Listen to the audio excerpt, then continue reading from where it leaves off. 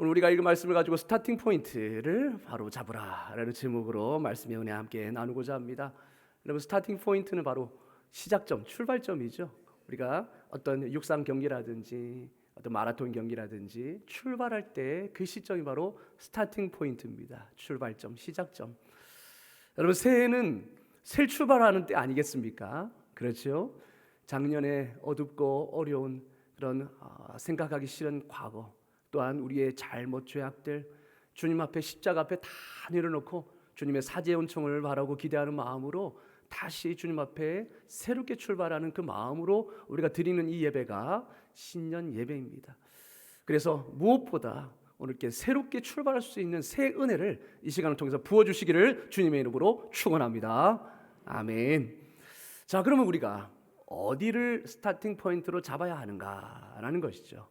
어디를 스타팅 포인트로 잡아서 2025년도를 새롭게 출발할 것인가, 우리가 이것을 오늘 살펴보고자 합니다. 그 전에 우리가 2025년 새해 표, 그리고 올 한 해 표를 우리가 신년 감사 예배 때 함께 외쳤죠. 우리 다시 한번 외쳐보도록 하겠습니다. 우리 현수막에 나와 있는데요, 힘께 다시 한번 함께 외쳐보겠습니다. 시작. 기도의 입을 크게 열라. 아멘. 기도의 입을 크게 열라. 네 입을 크게 열라. 내가 채우리라. 하나님이 약속하셨기 때문에 우리가 그 말씀에 순종하는 것입니다. 채우시는 것은 하나님이시지만 그 입을 여는 것은 우리의 몫입니다. 그리고 채우시는 것은 하나님이시지만 그 채울 그 그릇, 빈 그릇을 준비하는 것은 우리의 몫이죠. 우리가 신년 감사 예배 때 나누었습니다.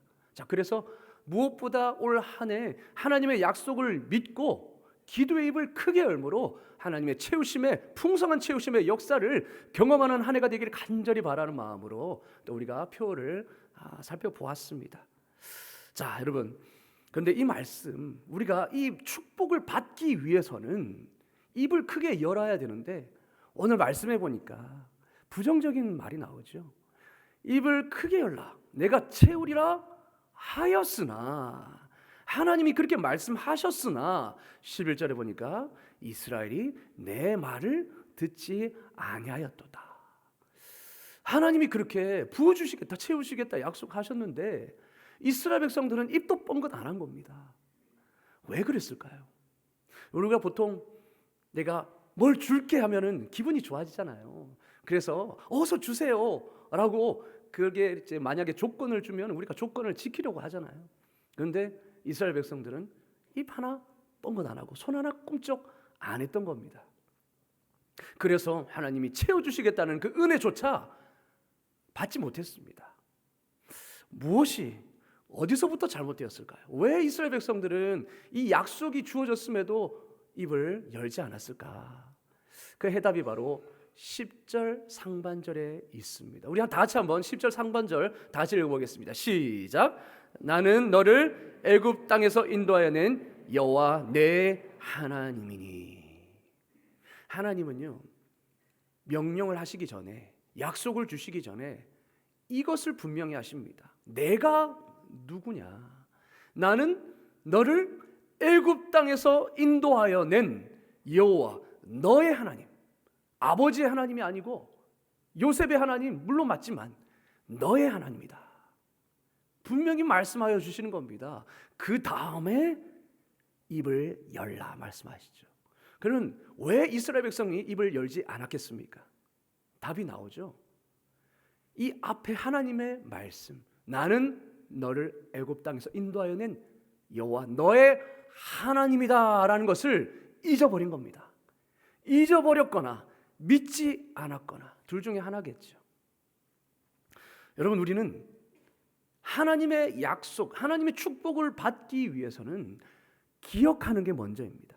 하나님이 누구이신지를 아는 게 먼저이고 그분이 우리에게 베풀어 주신 은혜가 무엇인지를 기억하는 게 먼저입니다. 그래서 스타팅 포인트, 어디서부터 출발해야 되느냐? 하나님의 은혜를 기억하는 데서부터 출발해야 될 줄로 믿습니다. 예, 이게 우리의 스타팅 포인트입니다. 여러분, 역사는 오늘과 내일을 위한 어제의 이야기다라고 우리가 정의해 볼 만합니다. 오늘과 내일을 위한 어제의 이야기. 그러니까 어제는 어제만으로 끝나는 게 아니라는 거죠. 오늘로 반드시 이어집니다. 여러분, 우리가 늘 아침에 일어나면 고민하는 게 뭐냐? 내가 차를 어디다 뒀지? 그렇죠?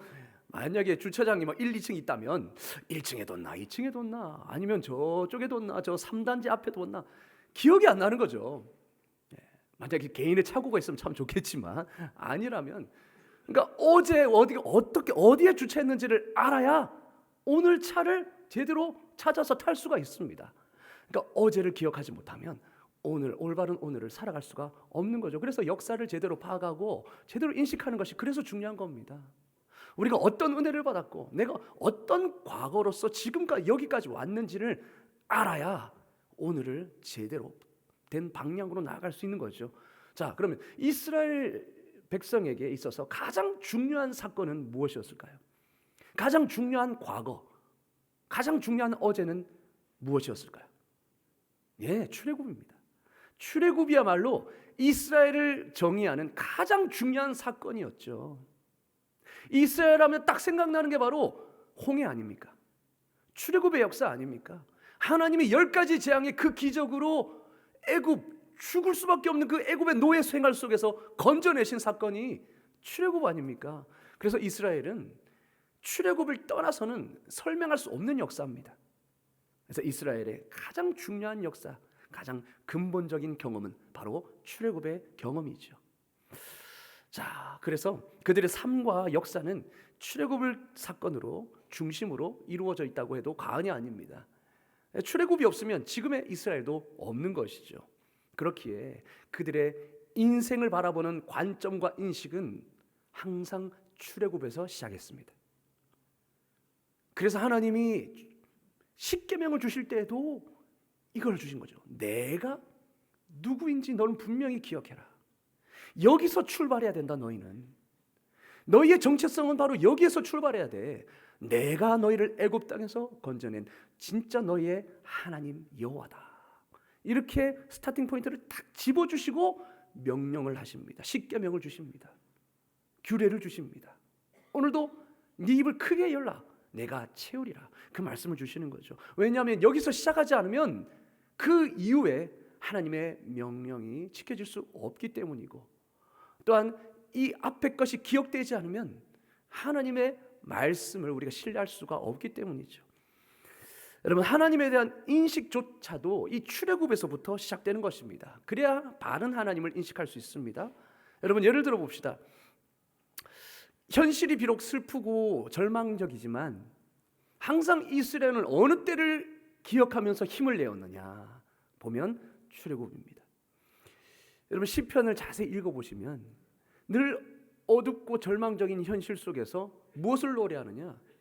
하나님이 우리를 애굽에서 건져 주셨다라는 놀라운 그 기억으로서부터 다시 회상하면서 오늘 하루를 버틸 힘을 그들이 얻습니다. 현실을 바라보는 그 인식이 바로 거기서부터 출발되는 겁니다. 그래야 이 힘든 어려운 현실을 버텨내고 참고 인내할 수 있는 것이죠. 뿐만 아닙니다. 하나님에 대한 인식도 마찬가지입니다. 기도응답이 더디거나 아니면 뭔가 삶의 어려움과 고난이 닥치면 하나님에 대해서 의심이 되잖아요, 우리가. 그러나 그때 그 출애굽 사건만 기억하면 다시 하나님에 대한 믿음이 회복되는 것입니다. 그래, 그때 하나님이 우리를 이렇게 인도하셨지. 광야 생활 속에서 불기둥과 구름기둥으로 우리를 세밀하게 인도하셨지. 아무리 우리가 의복을 입어도 의복이 헤어지지 않았지. 늘 만나러 우리에게 먹여주셨지. 그 은혜를 출애굽만 기억하면 의심되었던 그 하나님도 다시 신뢰로 바뀌게 되는 거죠. 아, 기다리면 반드시 하나님 우리와 함께 하실 거야, 좋은 길로 인도하실 거야 라는 이 믿음이 회복되었던 것입니다. 여러분, 그래서 이스라엘의 모든 이 출발점, 스타팅 포인트는 바로 출애굽 구원의 사건이었던 거죠. 그래서 하나님은 자신을 소개할 때에, 하나님께서 명령을 주실 때, 이 명령을 주실 때에도 먼저 내가 어떤 하나님인지 기억해라. 내가 너희를 애굽 땅에서 인도하여 내었다 라는 것을 분명히 말씀해 주시면서 상기시켜 주시면서 스타팅 포인트를 딱 집어 주시는 것입니다. 자, 그렇다면 여러분의 출애굽의 경험은 무엇입니까? 우리 인생에서 출애굽의 사건은 무엇입니까? 여러분, 내 인생의 비포와 애프터를 나눌 수 있는 근본적인 기점은 무엇인가요? 나를 지금 이 자리에 있게 해준 그 계기, 그 사건, 그리고 내가 신앙생활을 하게 된 그 계기와 사건 무엇입니까? 여러분, 우리의 삶은 예수님을 믿기 전과 믿은 후로 나뉘어지는 줄로 믿습니다. 아멘. 그렇습니다.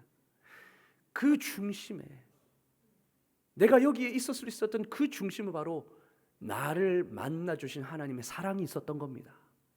나를 먼저 찾아와 주셔서 나에게 은혜를 베풀어 주시고 그 십자가를 통해서 만나 주신 하나님의 놀라운 그 구원의 사건이 우리의 삶의 중심에 있는 것이죠. 그래서 그 예수님을 만난 그 사건을 빼고서는 내 삶을, 여러분의 삶을 설명할 수가 없는 것입니다. 그럼 우리 인생을 다시 출발하게 하는 그 스타팅 포인트를 어디로 잡아야 되겠습니까? 그래서 바로 우리가 구원의 은혜를 경험한 바로 그때여야 될 줄로 믿습니다. 주님이 나를 만나 주신 그때, 내가 주님을 뜨겁게 만난 그때, 정말 이 죄인, 지옥에 갈 수밖에 없는 이 죄인을 우리가 뭐라고 그저 원수되어 있었고 그저 하나님을 대적하는, 여전히 하나님을 대적하고 내 마음대로 살던, 각기 제 길로 갔던 나를 대신해서 예수 그리스도를 나의 위에 보여주시고 내 모든 죄를 십자가에서 대신 다 처벌받으시고 그람을 통하여서 우리에게 의를 입혀주신 그 하나님의 놀라운 사랑, 그 사랑에 우리가 감격해서 그 사랑의 눈물로 우리가 보답하지 않았습니까? 하나님, 제 인생 주님께 드립니다. 내 인생 이제 주님의 것입니다. 평생 주님을 섬기며 주님만 의지하며 살겠습니다라고 고백했던 그 순간, 여러분, 그 순간이 여러분에게 다 있으실 줄로 믿습니다. 그 순간이야말로 우리가 어디서 무엇을 하든지 다시 출발해야 그 스타팅 포인트가 되는 것입니다. 그래야 믿음이 흔들리다가도 다시 바로 잡히는 것이고, 어려운 오늘 속에서도 분명한 그 오늘에 대한 해석이, 오늘을 바라볼 수 있는 눈이 생기는 것입니다.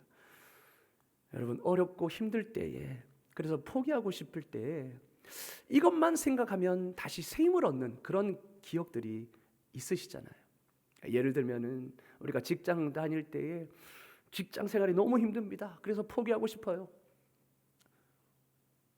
너무나 힘들고 포기하고 싶습니다. 그런데 어렵고 그 순간에 처음에 직장에 입사하게 되었을 때에 정말로 취직이 어려운 그 상황 가운데 정말로 기도하고 주님 앞에 애원했던 그때에 하나님께서 정말 기적적으로 그 직장의 자리를 허락해 주셨을 때에 그 기쁨을 생각하면요, 지금 이 직장 생활이 어려운 가운데서도 그래, 하나님의 은혜로 내게 이렇게 직장을 주셨지.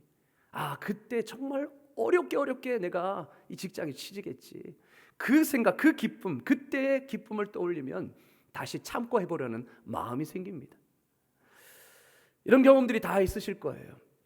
힘들 때 이것만 기억하고 떠올리면 다시 새 힘을 얻을 수 있는 그때 그 경험, 여러분, 그것이 바로 스타팅 포인트입니다. 이게 바로 주님이 나를 만나 주셨던 그 은혜 순간, 구원의 감격 아니겠습니까? 이찬수 목사님이 죽으면 죽으리라라는 책을 쓰셨는데 거기에 목사님의 힘들었던 경험들을 고백하고 있습니다. 이찬수 목사님이 이제 이 한국 생활이 힘들어서 가족 전체가 미국으로 이민 갔을 때에 잘 살아서 이민 간 게 아니고 거의 도피하다시피 미국으로 이민 가셔서 어쩔 수 없이 가셨을 그때에 어렵게 사셨습니다. 학교를 다녀야 되는데, 신학교를 다녀야 되는데 학비가 없어서 낮에는 풀타임으로 일하고 밤에는 학교를 다녔습니다. 그러니까 낮에 뭐 변변찮은 직장이 있겠습니까? 그냥 청소하는 겁니다. 공장에서 청소하는 일을 한 겁니다. 그러면 공장에서 청소하려면은 직원들이 다 출근하기 전에 다 청소해야 되거든요. 그러면은 적어도 새벽 5시에는 출근을 해야 되는 겁니다. 5시에는 집을 나서야 되는 겁니다. 5시에 집을 나서서 공장의 청소 끝나면 오후 3시 반. 그러면 집에 다시 돌아와서 그때 이제 학교를 가는 거죠. 학교에 하고 11시에 마쳐서. 그럼 11시에 맞춰서 끝입니까? 학교에서 또 교수님이 과제를 내주시잖아요. 그 과제 하면 한 새벽 2시, 3시. 그리고 한 2-3시간 자고 다시 새벽 5시에 일어나서 그 생활을 수도 없이 계속 반복하니까 체력적으로 이제 넉다운 되는 겁니다. 너무 힘들어서 수도 없이 학교를 그만두려고 했다고 합니다. 이래서는 내가 도저히 못 살겠다. 내가 영어를 잘하는 것도 아니고 이렇게 배워서 언제 내가 학교를 졸업하냐. 이런 생각들. 그리고 차라리 공부 때려치우고 사업이나 하자. 이런 유혹들 순간순간 어려울 때마다 찾아왔다고 해요. 근데 그때마다 어떻게 버틸 수 있었느냐. 수많은 유혹 앞에서 버틸 수 있었던 원동력은 바로 하나님께서 목사님에게 주셨던 비전이었습니다. 하나님을 뜨겁게 만나고 하나님 앞에 헌신하며 하나님이 주셨던 그 비전, 네가 한국에 가서 어려운 사람들을 섬기라 라는 이 비전을 하나님께서 주셨기 때문에 그 비전을 생각하면서 그 수많은 유혹들, 내려놓고 싶은 유혹들을 버텨내고 견뎠다고 합니다. 하나님을 만났을 때 주님이 주셨던 그 비전, 그 감격, 그래서 주님 앞에 했던 헌신. 내가 이렇게 돈을 벌어서 한국에서 돌아가서 고아원과 양로원을 열어야 하는데, 근데 지금 내가 힘들다고 공부를 포기하고 이 꿈도 포기하면 내가 40이 넘었을 때 나의 섬김을 누려야 할 그 사람들이 손해를 보는 것 아닌가. 아무리 힘들어도 참아야 할 이유가 바로 여기에 있어 하면서 버텨냈다고 합니다. 이렇게 여러분 힘들고 어려운 상황 가운데 때로는요, 이런 오늘이 너무 견디기 힘들고 어려우면 오늘을 보는 눈이 왜곡되고 삐뚤어질 때가 있습니다. 그러다 보면 부정적이 되죠. 현실에 대해서. 왜 나에게만 이런 일이 생기나? 이 세상은 불공평하다. 그러면서 탓을 하게 되고 기도의 입은 열리지 않고 오히려 세상을 향해 원망하고 불평하고 오히려 하나님을 향해 입을 벌리기보다 세상을 향해 입을 열고 불평의 입을 여는 그런 삶이 되게 되는 것이죠. 그러면 오늘을 제대로 바르게 살아갈 수가 없는 겁니다. 근데 이찬수 목사님이 늘 이럴 때마다 첫 마음에 주님이 주셨던 그 비전, 그 감격, 그 첫 마음의 스타팅 포인트를 다시 놓았을 때에 비로소 눈에 보이는 그 절망스러운 현실이 보이는 게 다가 아니다라는 게 딱 보이는 겁니다. 그러면서 이 과정은 사명을 이루기 위한 연단의 과정이야 라는 것들이 비로소 보이기 시작하는 거예요. 여러분, 그렇습니다. 우리가 스타팅 포인트를 제대로 잡아야 오늘을 바르게 보는 눈이 열리게 됩니다. 여러분, 우리는 그 현실에 때로는 그 현실이 너무 고달파서 그 현실에 압도되게 되면 오늘을 보는 눈이 닫혀버립니다. 그래서 삐뚤어지게 되죠. 원망하게 됩니다. 불평하게 됩니다. 그렇게 해서는 도저히 우리가 믿음대로 또 하나님이 원하시는 그 말씀대로 살아갈 수가 없는 거죠. 이때 스타팅 포인트를 제대로 잡아야 하는 것입니다. 우리 그리스도인이 인생을 바라보는 방식과 관점은 늘 하나님의 구원의 은혜에서부터 출발해야 될 줄로 믿습니다.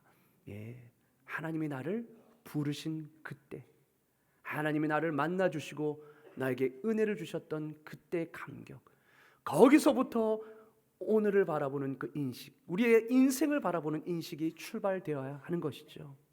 나를 세상 죄악 가운데서 부르신 하나님의 놀라운 은혜, 이 부분이 제대로 잡혀야, 이게 기억이 되어야 나를 여기에 세우신 하나님의 뜻이 제대로 보이게 됩니다. 비록 지금 이 자리가 힘들고 어렵다 할지라도 스타팅 포인트가 바로 잡혀 있으면 그때도 버티고 견딜 힘이 생기고 기도할 힘이 생기는 것이죠. 입이 열리는 것입니다. 그래서 우리는 스타팅 포인트를 제대로 잘 잡아야 합니다. 그렇다면 왜 이스라엘이 입을 열지 않았는지 답이 나오죠. 왜 그렇습니까? 스타팅 포인트를 잘못 잡은 겁니다. 여러분, 스타팅 포인트를 잘못 잡으면 어떻게 될까요? 하나님의 은혜가 기준이 되어야 되고 하나님이 기준이 되어야 되는데 다른 사람이 기준이 되어버립니다. 다른 사람의 삶이 기준이 되어버립니다. 마태복음 20장 포도원 주인과 품꾼의 비유를 보시면, 여러분, 포도원 주인이 그 포도원에 일할 사람들을 부르죠. 그리고 그들에게 약속을 해줍니다. 내 포도원 농장에서 일하면 그 대가로 1데나리온을 주겠다. 분명히 약속했죠. 1데나리온을 주겠다고. 이른 아침에 나온 품꾼이 나와서 일을 합니다. 그리고 그 이후에, 그리고 또 그 이후에 시간이 많이 지나서 거의 나중에 마칠 때쯤 일하는 사람도, 일하러 나오는 사람도 주인이 허락해줘요. 그래서 일하라고 해요. 나중에 결산을 합니다. 근데 처음에 제일 늦게 온 사람부터 결산을 합니다. 1데나리온을 줍니다. 보니까 나중에 제일 처음 온 사람이 그걸 보고, 야, 얼마 일하지 않은 사람도 1데나리온을 주는구나. 그러면 제일 일찍 온 나는 더 많이 주겠지라고 생각을 하죠. 자, 어디를 기준으로 삼아야 됩니까? 주인이 약속한 그 말의 기준을 삼아야죠. 근데 기준이 어떻게 됩니까? 삐뚤어지죠? 다른 사람에게 기준이 옮겨갑니다. 그러니 어떻게 됩니까? 자기가 마지막에 보니까 자기도 똑같이 1데나리온 주는 거예요. 여러분, 일한 삭스로 1데나리온을 받았다라는 그것만으로 감사해야 되지 않습니까? 하루의 정당한 노동에 대한 대가거든요, 1데나리온이. 그러면은 감사해야죠. 그런데 왜 그들에게 감사가 생기지 않습니까? 기준을 잘못 잡으니까. 스타팅 포인트가 잘못되니까 오히려 감사보다 불평, 불만이잖아요. 저 사람도 1데나리온 받는데 왜 그 사람보다 더 많이 한 내가 1데나리온 밖에 못 받습니까? 그러자 포도원 주인이 이렇게 말하지 않습니까? 내가 내 것을 가지고 주겠다는데 네가 무슨 상관이냐? 내가 너에게 1데나리온 주겠다고 약속하지 않았느냐? 내가 약속을 어긴 적 있느냐? 이렇게 이야기하지 않습니까? 여러분, 우리가 항상 스타트 포인트를 잘못 잡으면 다른 사람이 기준이 되어버립니다. 다른 사람이 어떻게 사느냐, 다른 사람은 어떻게 하고 있느냐, 이게 기준이 되어버리고 이게 스타팅 포인트가 되어버리니까 비교의식 때문에 감사보다 불평과 원망이 튀어나오는 거죠. 여러분, 교회 다니는 청년들 중에 열심히 교회를 섬기는 청년들이 있습니다. 정말로 누가 봐도 정말 축복해주고 싶고 정말 교회를 위해서 헌신하는, 그렇죠? 오늘도 유년부 주일학교 교사로 이렇게 청년들이 수고하지 않습니까? 그런데 문제는 그렇게 열심히 교회를 섬기는 청년들은 극소수하는 겁니다. 그러다 보니까 헌신하는 몇몇 청년들만 교회에서 진이 다 빠지도록 봉사합니다. 그러면 열심히 하던 청년들이 점차 회의에 빠지는 거죠. 나만 손해보는 것 아닌가? 내가 지금 시간이 남아 돌아서 이렇게 하고 있나? 다른 청년들을 보니까 자기 하고 싶은 거 다 하면서 주일 예배만 떡하니 나오고 성김만 딱 받고 그렇게 가는 겁니다. 그런데 자기만 혼자 지금 여기서 뛰었다가 저기서 뛰었다가 나만 손해보는 것 아닌가? 이렇게 살다가 나만 바보가 되는 것 아닌가? 이런 생각에 불안하기도 하고 화가 치밀어 오르기도 하는 겁니다. 그러다 보면 나도 저 사람처럼 그냥 주님을 위해 사는 거 포기하고 다 저 많은 청년들처럼 나도 그저 주일 예배만 왔다 갔다 해야 되겠다라는 유혹을 받게 됩니다. 이렇게 주님 앞에서의 헌신을 처음에는 좋게 출발하다가, 그죠? 사랑으로 출발하잖아요. 그러다가 다른 사람들과의 헌신과 비교해서 결정하다 보면 항상 문제가 생깁니다. 비단 청년들만의 문제가 아닙니다. 우리도 마찬가지 아닙니까? 만약 주님 앞에서의 그 헌신을 다른 사람들의 헌신과 비교해서 결정한다면 그것은 사랑이 아닙니다. 여러분, 사랑은 무엇입니까? 사랑은 앞뒤 가리지 않는 겁니다. 사랑하는 사람이 물에 빠졌는데 재고 따지고 계산할 시간이 있습니까? 그렇죠. 내 자식이 지금 물에 빠졌다. 내가 수영을 잘 못해도 어떻게 합니까? 계산하지 않고 그 자녀를 위해 물에 빠져드는 게 부모입니다. 왜냐? 사랑하니까. 그 아이의 목숨을 건지는 게 우선이니까. 사랑은 바로 이런 겁니다. 사랑은 앞뒤 따지지도 않습니다. 계산하지도 않습니다. 주님을 향한 사랑은 이렇게 되어야 될 터인데, 근데 그 사랑이 어떻게 변질되느냐? 항상 그 기준이 바뀌어버리면 하나님이 아니라 다른 사람이 기준이 되어버리면, 다른 사람의 헌신이 기준이 되어버리면 그 헌신도 변질되어 버리는 겁니다. 그러니까 스타팅 포인트를 잘못 잡으면 이렇게 되는 거죠. 또 스타팅 포인트를 현실의 어려움이라는 것에 잘못 잡아버리면 불안과 염려와 불신이 싹트게 됩니다. 이게 무슨 말일까요? 예를 들어서 본문 7절에서 나오듯이 이 광야에서 무리바의 불순종 사건이 언급되죠. 광야에서 물이 없을 때에 무리바에서 갔는데 물이 없어서 백성들이 원망하기 시작합니다. 그래서 하나님을 시험하죠. 이럴 거면 왜 우리를 애굽에서 인도하여 냈습니까? 그들은 스타팅 포인트를 잘못 잡았습니다. 출애굽에 잡았다면, 그렇죠? 아, 그래, 지금은 물이 없지만 그때 10가지 재앙, 그때 홍해를 가르신 하나님이 있잖아. 하나님 반드시 해결책을 주실 거야. 그렇게 됐을 텐데 스타팅 포인트를 어디로 잡았습니까? 현실의 문제를 잡은 겁니다. 현실의 문제에서 시작한 겁니다. 물이 없다라는 이 현실의 문제에서 시작하니까 어떻게 됩니까? 원망이 되는 거죠. 불안과 염려가 싹 트는 거죠. 하나님은 뭐 하시나? 이럴 거면 왜 출애굽시키셨나? 이렇게 되는 겁니다. 여러분, 스타팅 포인트가 잘못되면 우리가 기도의 입을 열기는커녕 불평의 입을 열기 시작합니다. 불만의 입을 열기 시작합니다. 그리고 하나님을 향해 입을 열기보다 세상을 향해 입을 열기 시작합니다. 이스라엘 백성들은 출애굽의 놀라운 기적의 사건을 경험하고서도 이내 불평하고 원망하죠. 우리는 바로 이 그림에 우리의 삶을 대입해야 합니다. 우리의 삶도 그와 다르지 않다라는 것을 우리는 알아야 합니다. 은혜에 대한 감격이 우리에게 다 있지 않습니까? 기도의 응답의 은혜, 하나님이 나를 죄에서 건져주신 놀라운 은혜, 나와 영원히 함께 하시겠다는 그 놀라운 사랑의 은혜, 그 은혜를 우리가 경험하면서도 시간이 지나면 그 은혜가 점점 무뎌집니다. 잊혀집니다. 그러다 보니까 은혜를 받고 구원의 감격을 경험한 그때를 기점으로 현실을 바라봐야 되는데, 그때 하나님이 지금의 하나님이고 그 하나님이 내일의 나의 하나님이다, 이 사실을 믿음으로 우리가 현실을 바라보고 살아가야 되는데, 그 사실을 잊어버리니까 자꾸 엉뚱한 관점에서 내 인생을 바라보기 시작하는 겁니다. 다른 사람의 삶의 관점에서 나를 바라보고 세상의 관점에서 나를 바라보니까 불평이 생기는 거죠. 의심이 드는 겁니다. 하나님, 저 사람은 저렇게 해주고 왜 나는 그렇게 안 해줍니까? 왜 나는 계속해서 이런 어려움이 계속 반복됩니까? 하나님, 나도 좀 행복해지고 싶습니다. 이러한 불평의 입이 계속 열리는 거죠. 그러니 기도의 입이 열릴 수가 있겠습니까? 그렇게 우리는요, 늘 스타팅 포인트를 재점검해야 합니다. 늘 다시 리셋시켜야 됩니다. 어디로요?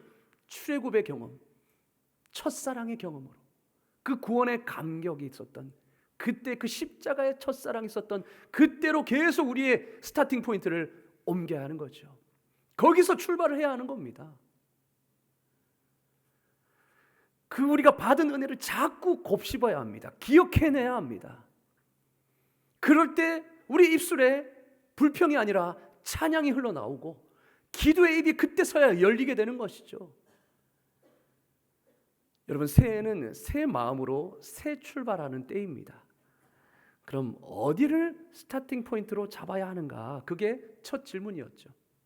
바로 주님과의 첫사랑 때, 처음 십자가 사랑을 경험하고 구원의 첫 감격을 누렸던 때로 스타팅 포인트를 잡으시기를 주님의 이름으로 축원합니다. 여러분, 오늘 새해를 시작하는 첫 주, 우리가 무엇을 기억해야 하는가? 그 은혜를 기억해야 하는 것입니다. 첫사랑을 기억해내야 하는 것입니다. 주님이 요한계시록에서 에베소 교회를 책망한 내용이 무엇입니까? 처음 사랑을 네가 잃어버렸다. 네가 진리를 지키는 것도 좋고 어느 교회보다 진리를 사수하고 이단에 넘어가지 않은 것 다 좋은데 너는 그만 그러다가 처음 사랑을 잊어버렸구나. 그것을 책망하셨습니다. 처음 사랑을 잃어버리니까 열정도 식어버리죠. 마음이 딱딱하게 굳어버리는 겁니다. 그러니 자꾸 기준이 달라지죠. 하나님이 아니라, 하나님의 은혜가 아니라 다른 사람이 되고 세상이 기준이 되고 점점 그렇게 되는 겁니다. 여러분, 우리는 에베소 교회를 향한 주님의 경고의 메시지를 우리 마음속에도 깊숙이 새겨야 합니다. 하나님이 이 에베소 교회를 향한 이 진단을, 처음 사랑을 잃어버렸다 진단을 내렸는데 그에 대한 처방전은 무엇입니까? 하나님이 에베소 교회를 향해서 어떻게 하라고 말씀하셨습니까? 회개하고 첫 행위를 다시 회복하라. 첫 사랑을 다시 회복하라. 스타팅 포인트로 돌아가라는 겁니다. 스타팅 포인트를 제대로 잡아서 거기로 다시 네가 돌아가야만 네가 그 은혜를 잊어버리지 않고 하나님의 은혜를 누릴 수 있다라고 분명히 말씀합니다. 여러분, 우리는 처음 행위로 돌아가야 합니다. 까마득한 그 옛 기억, 하나님이 나를 뜨겁게 만나주셨던 그 기억, 그래서 하나님 앞에 내 인생 전체를 헌신하겠다고 다짐하고 눈물을 흘리며 고백했던 그 때로 다시 우리는 돌아가야 합니다. 그래야 우리의 입에서 불평이 그치고, 우리 입에서 원망이 그치고, 불신이 그치고 찬양이 흘러나올 수 있는 것이고요, 비로소 기도의 입이 열리게 되는 것입니다. 기도의 입이 열리면 응답의 문이 열릴 줄로 믿습니다. 아멘. 그렇습니다. 하나님의 채우심의 문이 열리는 것입니다. 입을 크게 열 때에. 여러분, 혹시 만약에 여러분에게 아직 출애굽의 경험이 없으시다면 올 한 해 그 출애굽의 경험을 풍성히 누릴 수 있는 여러분 될 수 있기를 주님의 이름으로 축원합니다. 그 출애굽의 경험을 위해서는 여러분 기도의 입을 여셔야 됩니다. 주님, 나를 간절히 찾는 자는 내가 만나주리라 말씀하셨습니다. 그 말씀 붙잡고 내가 간절히 기도합니다. 하나님, 올 한 해 주님 꼭 저를 만나 주시옵소서. 이 기도의 입을 여시길 바랍니다. 하나님, 오늘 너무 힘듭니다. 내일을 살아갈 힘도 없습니다. 주님이 이 어려운 이 오늘 현실을 마주할 때 두려움이 듭니다. 그러나 그때 주님 저를 뜨겁게 만나주셨던 그 경험, 그 첫사랑을 회복시켜 주시옵소서.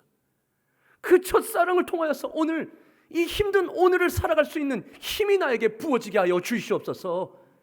그래서 내 안에 있던 불신, 내 안에 싹트던 불신과 원망이 아니라 그 주님, 그때 주님이 지금도 나와 함께 하시고 천국에 갈 그날까지 나와 함께 하신다, 그 확신이 나에게 들어서 어떠한 순간에도 다시 일어설 수 있는 힘이 나에게 있게 하여 주시옵소서. 그 기도의 입을 크게 여시기를 주님의 이름으로 축원합니다. 그래야 오늘을 살아갈 수 있습니다.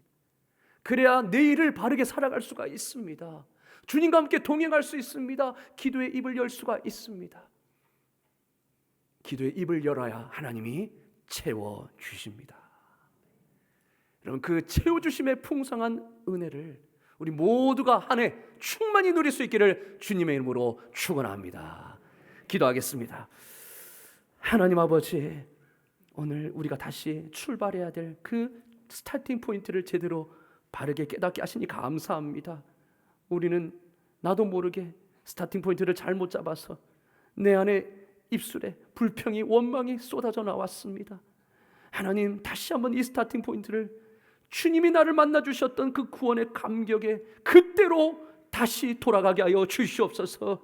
하나님, 혹시 그 출애굽의 경험이 없는 분이 계십니까? 하나님, 올 한 해 주님 반드시 그분을 만나주셔서 하나님과의 뜨거운 첫사랑을 경험하게 하여 주시옵소서. 또한 그 경험을 잃어버린 자가 있다면 다시 찾게 하여 주셔서 그때보다 더 뜨거운 풍성한 은혜와 첫사랑을 경험하게 하여 주시옵소서. 그래서 하나님, 기도의 입이 열리게 하여 주시고 마음껏 크게 입을 열어 주님 앞에 기도하며 부르짖을 때에 하나님의 채워주심의 풍성한 은혜를 경험하는 한 해가 되게 하여 주시옵소서. 예수 그리스도의 이름으로 기도드리옵나이다. 아멘.